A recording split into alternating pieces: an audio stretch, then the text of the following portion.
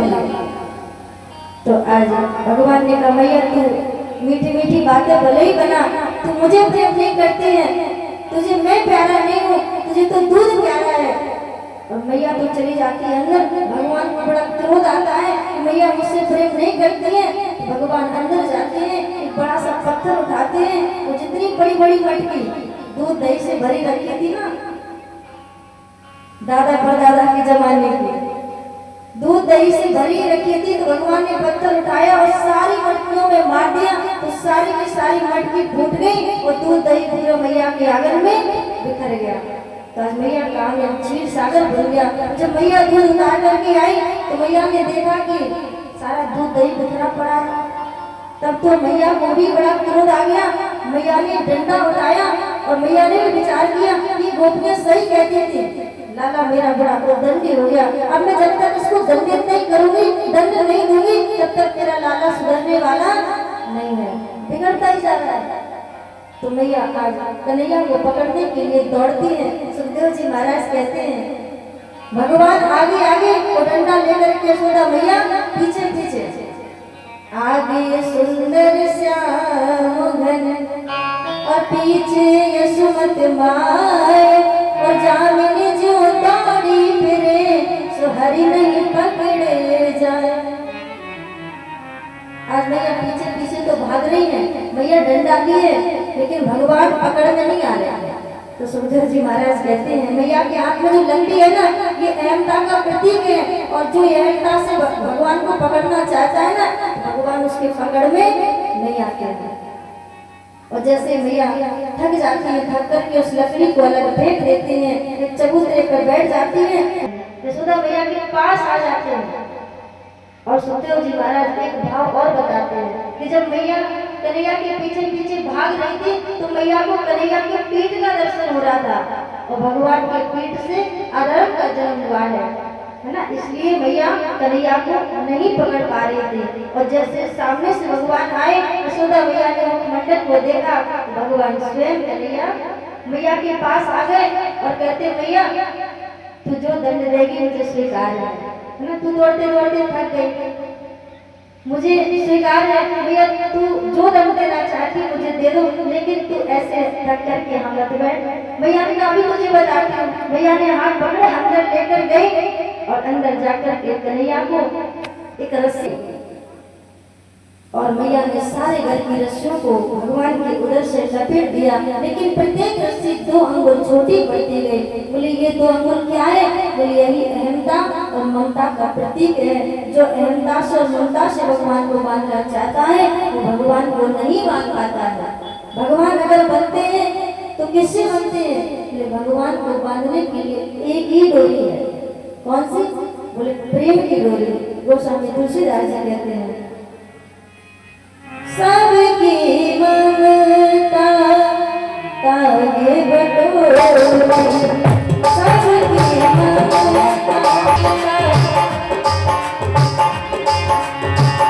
सबकी ममता तागे बटोरी, सबकी ममता तागे बटोरी, ममता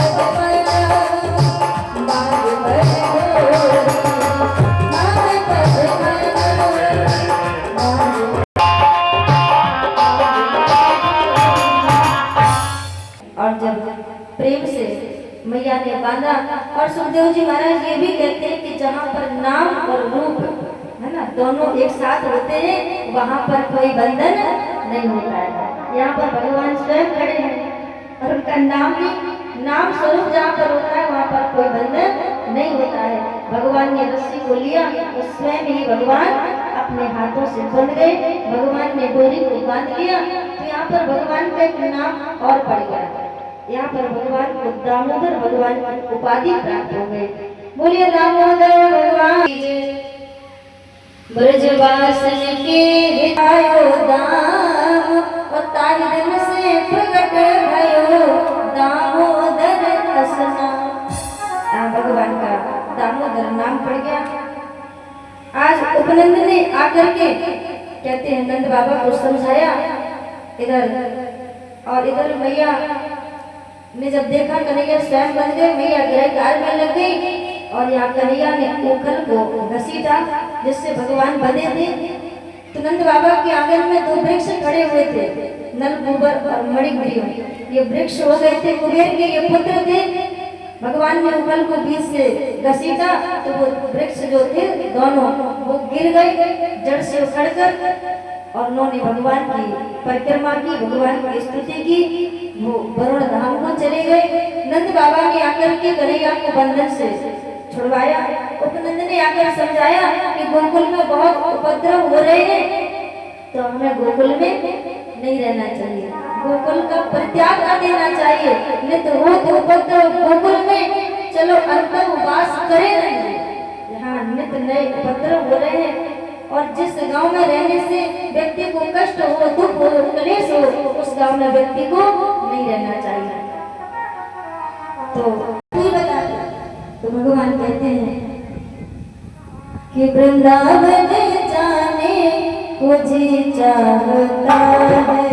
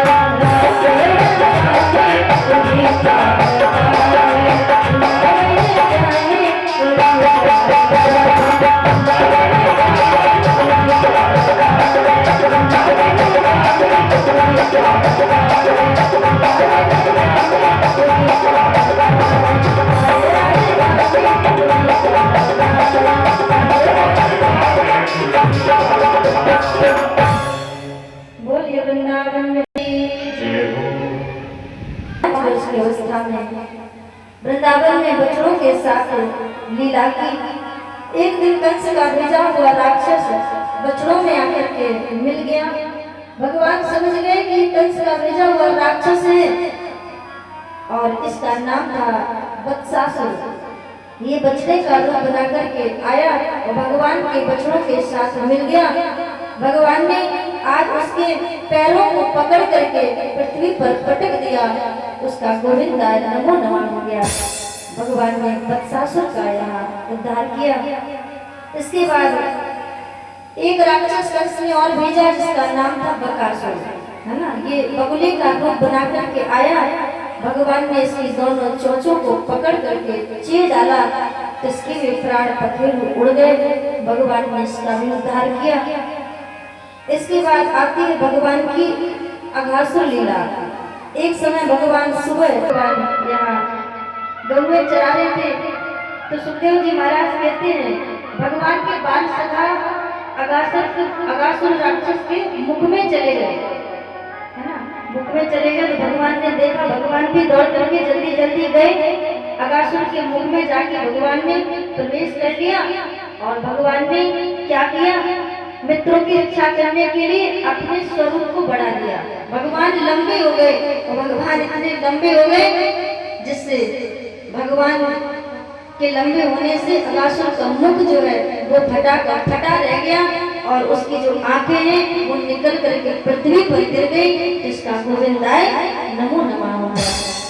बोली बाके बिहारी लाल की जय हो, बोली आनंद कंद भगवान की जय हो।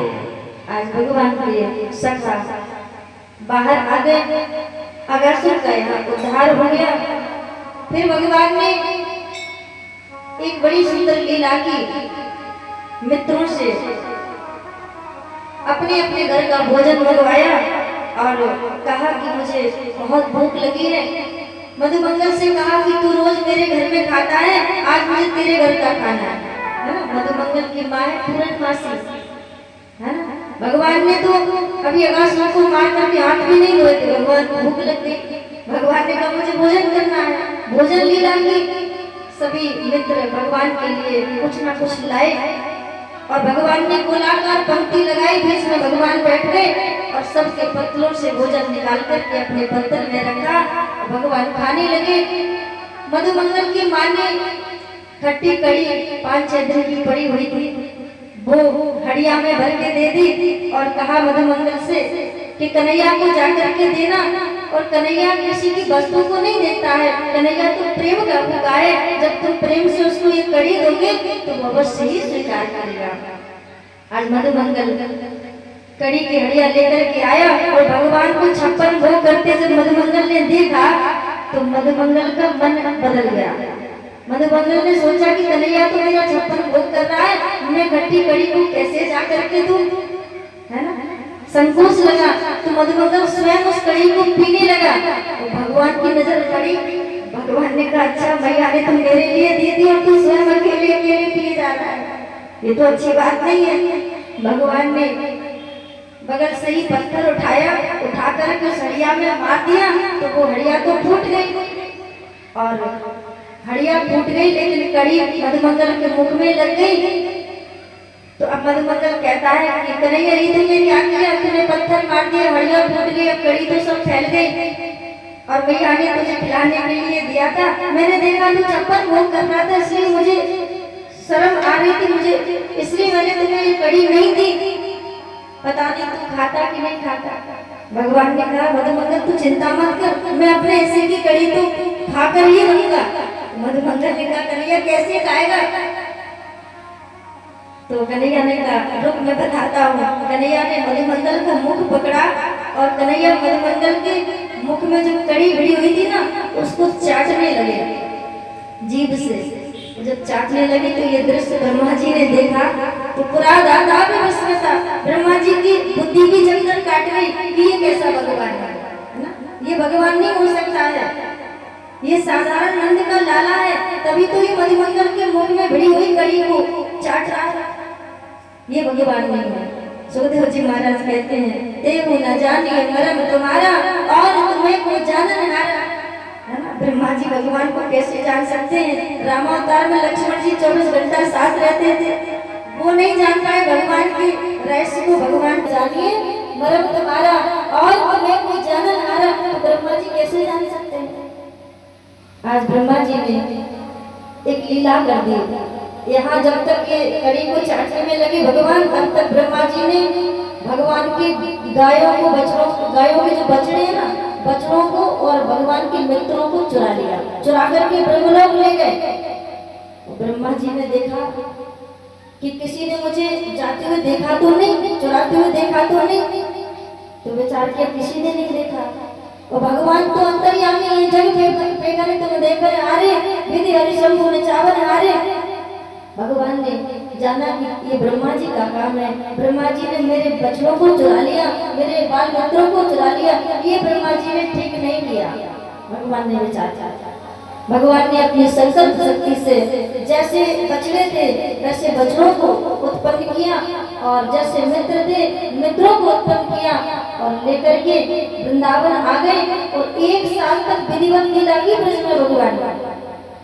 और इधर सांडल ऋषि तो जान गए थे कि ये भगवान की लीला है, इस समय भगवान स्वयं बाल मित्र बने हैं, तो उन्होंने आज्ञा दे दी थी सबको ब्रजमंडल में कि जितनी ब्रज में कुमारियां हैं ना, उन कुमारियों का विवाह भगवान के सखाओं के साथ कर दिया जाए, क्योंकि भगवान के सखा स्वयं भगवान बने हैं। उस समय कुमारियों का विवाह भगवान के सखाओं के साथ हो गया था, और उन्हीं गोपियों के साथ भगवान ने आगे चलकर के रास लीला की। लोग कहते हैं ना पराई स्त्रियों के साथ भगवान ने लीला की, तो भगवान ने पराई स्त्रियों के साथ नहीं, अपनी पत्नियों के साथ ही भगवान ने रास लीला की।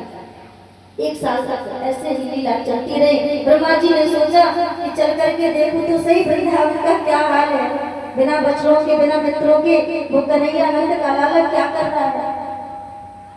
तो ब्रह्मा जी ब्रजमंडल में जब आए वृंदावन में, तो उन्होंने देखा कि वैसे की वैसी लीला चल रही है। तो यहाँ से फिर गए सत्यलोक में, वहां जाकर देखा कि ग्वाल वाल वही के वही है, मित्र भी वही है। फिर आकर देखा तो यहाँ पर भी वही बाल मित्र वही बच गए। कहते हैं ब्रह्मा जी 20 बार वृंदावन आए, 20 बार सत्यलोक गए, 20 बार जब आना जाना किया ना, तो ब्रह्मा जी की भी परेड हो गई। बार बार कोई जाएगा तो क्या होगा, वो 21वीं बार आकर के ब्रह्मा जी ने भगवान से 40 श्लोकों में बड़ी सुंदर स्तुति की। कहा प्रभु हमें क्षमा कर दो, लेकिन भगवान ने ब्रह्मा जी को क्षमा नहीं किया। क्यों? क्योंकि ब्रह्मा जी ने भगवान के मित्रों से भगवान को दूर किया था, उनके भक्तों से दूर किया था, और जो भगवान के भक्तों को दूर करता है भगवान से, भगवान उसको क्षमा नहीं करते। आज क्षमा याचना की। और इसके बाद मित्रों ने बताया भैया कल वन में कन्हैया ने बड़ा भारी सर्प मारा था, क्योंकि उनको तो कल ही लग रहा, क्योंकि 1 साल तो ब्रह्मा जी के यहाँ है, उन्हें तो कल जैसा ही लगा। इसके बाद भगवान ने 6वीं अवस्था में प्रवेश किया, भगवान को गोपाल बनाया गया। कार्तिक शुक्ल पक्ष 8वीं तिथि को एक दिन भगवान अपने मित्रों को लेकर तालवन में गए। वहाँ पर एक धेनुकासुर नाम का दैत्य रहता था, वो किसी को फल नहीं खाने देता था। धेनुकासुर क्या है? धेनुकासुर माने देहाध्यास, है ना। देहाध्यास जब तक नष्ट नहीं होता है तब तक भगवत प्राप्ति नहीं होती है। आज देहाध्यास, तो भगवान ने धेनुकासुर को नहीं मारा, देहाध्यास को बलराम जी के द्वारा धेनुकासुर का वध कराया। बलराम जी ने धेनुकासुर का वध किया। इसके बाद भगवान ने सुंदर गेंद का खेल खेला मित्रों के साथ। तो मित्रों की गेंद जाकर के कालिया कुंड में गिर गई। तो मित्र कहने लगे कन्हैया मुझे वही गेंद चाहिए, है ना। तो भगवान काली कुंड में जाकर के कूद गए, मित्रों की गेंद कालिया नाग ने भगवान को बांध लिया। और जब कालिया नाग भगवान को बांधता तो भगवान मोटे हो जाते, कभी पतले हो जाते, कभी मोटे हो जाते, कभी पतले हो जाते। तो कालिया नाग थक गया। कालिया नाग भगवान को कैसे बांध सकता? भगवान को तो कोई नहीं बांध सकता। वो थक गया। जब मारने के लिए भगवान तैयार हुए तो नाग पत्नियां हाथ जोड़ करके आ गई, कहने लगी प्रभु मेरे पति को क्षमा कर दो, अगर आप उनको मार दोगे तो मैं विधवा हो जाऊंगी, इसलिए इन्हें क्षमा कर दो। आप तो कर्मानुसार सबको दंड देते हो, मेरे पति को तुमने दंड दिया, अब इन्हें क्षमा कर दो, इन्हें छोड़ दो। भगवान ने कालिया नाग को क्षमा किया। कालिया नाग के फल पर आरूढ़ होकर के बड़ा सुंदर नृत्य किया। काल ने कहा कि तुम यहाँ से बहुत दूर चले जाओ, तुम्हारे कारण यमुना का जल विषैला हो गया है। यहाँ पर कालिया कुंड से पक्षी भी अगर उड़ते हैं ना तो उनके पंख भी जल करके काली कुंड में गिर जाते हैं, वो पक्षी मर जाते हैं, इसलिए तुम यहाँ से दूर चले जाओ। तो कालिया नाग कहता है प्रभु मुझे गरुड़ जी का भय है इसलिए मैं नहीं जा सकता। तो भगवान ने कहा कि तुम्हारे सिर पर मेरे चरणों का स्पर्श हो गया है, अब तुम्हें गरुड़ जी कभी नहीं सताएंगे। भगवान ने कालिया नाग को रमणक द्वीप भेज दिया। कालिया नाग पर भगवान ने कृपा की। आगे भगवान ने प्रलंबासुर का वध किया और फिर भगवान ने 3 बार अग्निपात की, दावाग्नि, विषाग्नि और मुखाग्नि। इसके बाद वर्षा ऋतु का वर्णन आया भागवत में। वर्षा ऋतु में ब्रजभूमि में बड़ा सुहावना लगता है, सारी ब्रजभूमि हरी भरी हो जाती है। सावन की तीज को गोपियां झूला डालती हैं और भगवान कृष्ण को निमंत्रण देती हैं। भगवान कृष्ण राधा जी को लेकर जाते हैं और वहां पर बंसी बजाते हैं, बेड़ू वादन लीला करते हैं। कहते हैं जब भगवान बंसी बजाते हैं तो भगवान की बंसी जब सब सुनते हैं तो मंत्र मुग्ध हो जाते हैं।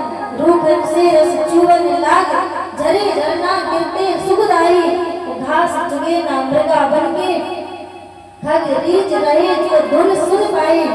देव गंधर्व बिलावल की रिज में जे तान हसाई, देव सवे मिल कौतुक देखत जो मुरली घनश्याम बजाई। भगवान बंसी बजाते हैं तो देवता सभी आनंदित होकर देखते हैं और कहते हैं भगवान कितनी सुंदर बेड़ू वादन लीला कर रहे हैं। कहते हैं बेड़ू वादन लीला के आगे ब्रह्मानंद ऋषियानंद दोनों अड़ू हो जाते हैं। बड़ी ही सुंदर लीला है। एक संत कहते हैं कन्हैया तेरी बंसी बजे धीरे धीरे, कन्हैया तेरी बंसी बजे धीरे धीरे, कन्हैया तेरी बंसी बजे धीरे धीरे, कन्हैया तेरी बंसी बजे धीरे धीरे, यमुना के तीरे बजे धीरे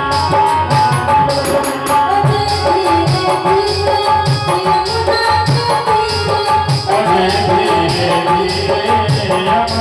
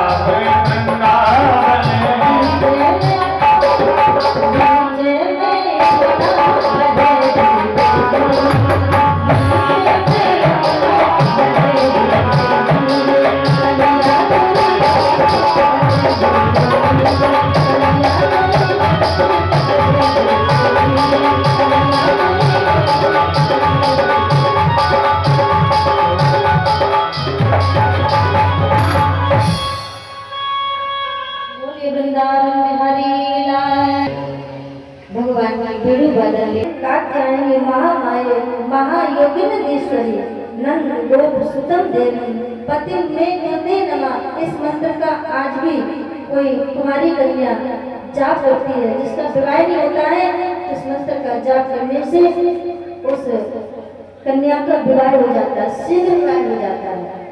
आज इधर गोपियां कात्यायनी मैया से प्रार्थना करती हैं कि नंद का लाला मुझे पति रूप में प्राप्त हो।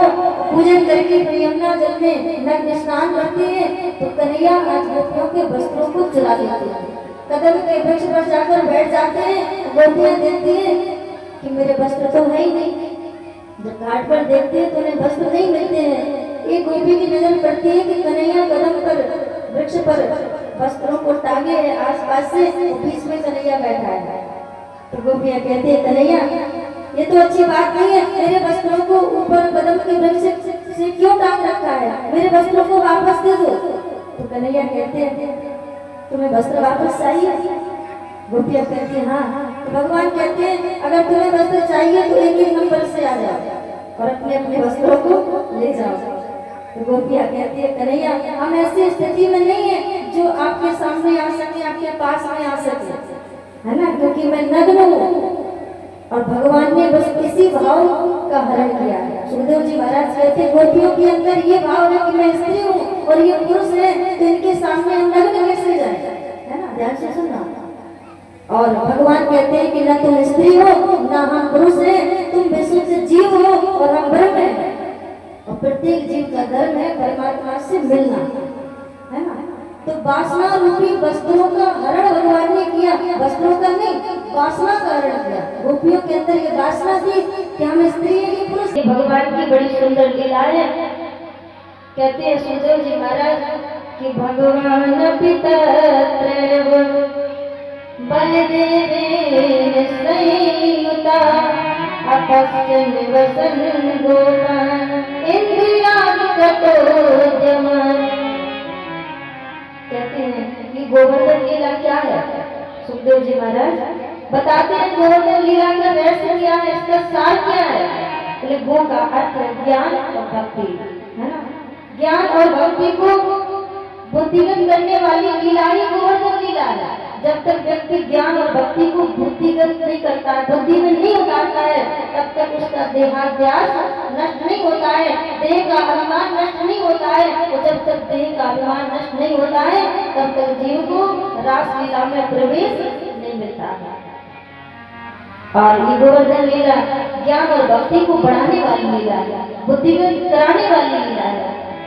एक दिन क्या हुआ, संध्या के समय भगवान कृष्ण घर आए तो देखा यशोदा मैया बहुत सारा भोग प्रसाद बना रही थी। तो भगवान ने आकर मैया से पूछा, मैया ये इतना सारा भोग प्रसाद तुम क्यों बना रही हो? ये अपने घर में किस देवता की पूजा हो रही है? तो यशोदा मैया ने कहा, लाला मैं तो भोग प्रसाद बनाने में व्यस्त हूँ, अगर तुम्हें जानना है ना तो तुम्हारे बाबा फ्री बैठे हैं, है ना, तो जाकर के अपने बाबा से पूछ लो, मुझे बहुत काम है, मैं तुम्हारे प्रश्नों का उत्तर नहीं दे पाऊंगी। भगवान करिया नंद बाबा के पास गए। नंद बाबा से जाकर भगवान ने कहा कि कथता में पिता को संभ्रमो व उपागता किम फलम कस्य चौदेश किम मा साधते मख